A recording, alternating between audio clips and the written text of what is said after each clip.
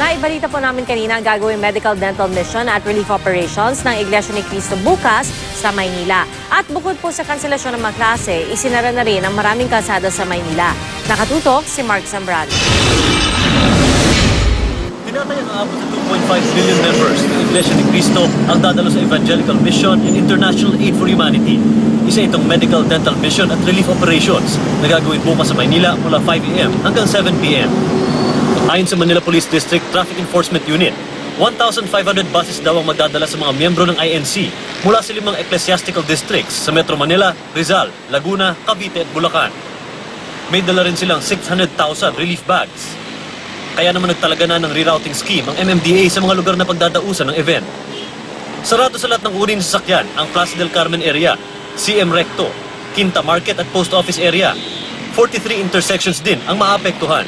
Ayon sa MMDA, may alternate routes para sa mga papasok at palabas ng Manila at Quezon City.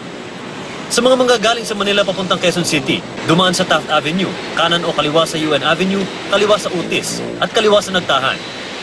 Sa mga magmumula sa Quezon City papuntang City of Manila, dumaan sa Espanya, kanan sa Lacson, kaliwa sa Tayuman papuntang Jose Abad Santos, Reyna Regente, Juan Luna, Plaza Cervantes, Jones Bridge at P. Burgos.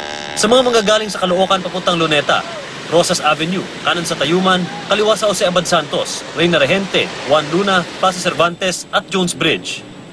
Sa mga manggagaling sa Luneta papuntang Caloocan, dumaan sa Jones Bridge, Quintin Paredes, Reyna Regente, Jose Abad Santos at Rizal Avenue Extension. Mula Divisoria papuntang Cubao via Ramon Magsaysay, dumaan sa CM Recto, kaliwa sa Abad Santos, kanan sa Tayuman, Lacson, kanan sa Earnshaw, kaliwa sa Ligarda at Nagtahan Flyover.